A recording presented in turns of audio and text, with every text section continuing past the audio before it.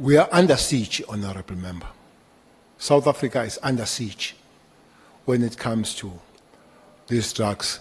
We are a new playground of drugs, both transit and both consumption. Our court system are not very hard when it comes to dealing with the drug issues.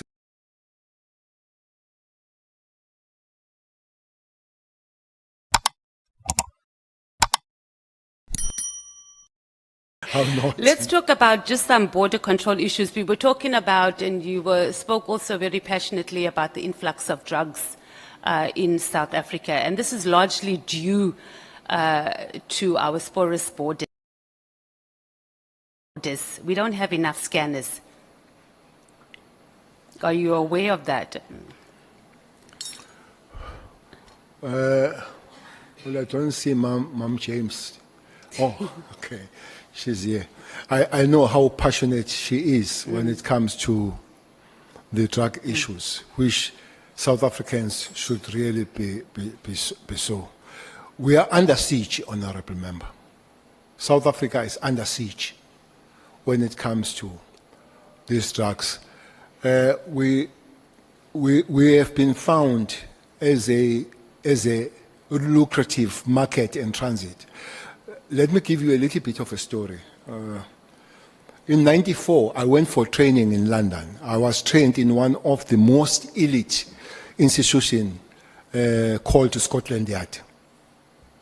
I did my training there. That time I was with Brian.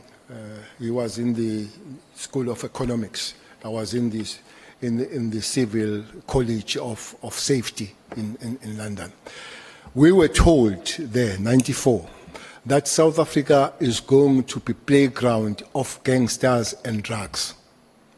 They said there were 3 reasons for that when we were told in Scotland Yard. There were 3 reasons for that. One is our aviation system that will expand to the whole world, so it would be easy. Secondly is the strength of our currents.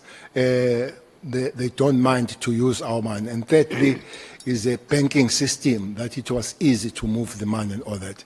And it has happened exactly that way. That we are a new playground of drugs, both transit and both consumption. But consumption, unfortunately, they find the market on the poor little child, especially black child, that makes those that live in huge suburbs very much rich. Is one area where I will accept that I don't think that we have had enough pushback when it comes to the drug situation. So I think more work must be done on that matter. But also, Honourable Member,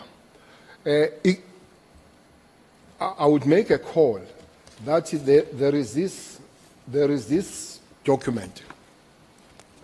I don't know if honourable members have this document. It's called Integrated Crime and Violence Prevention Strategy.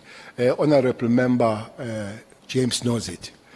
This document, the subheading says a whole of government and whole of society approach to fight crime.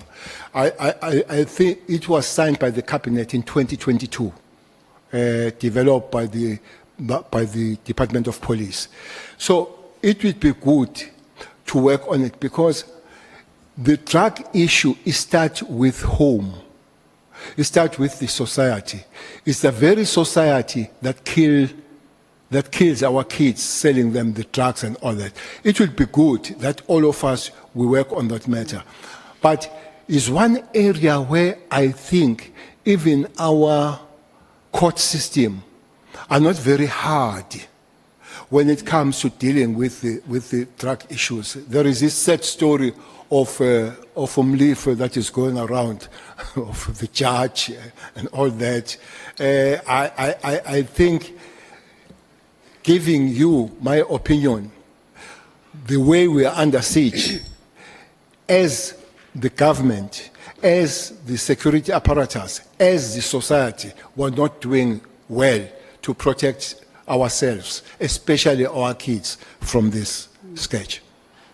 The question was specifically asking about scanners at our borders. Do we have enough? Scanners. That can scan drugs and human trafficking, etc. Because No, you also served, there's a... No, we don't. Yeah. No, we don't have.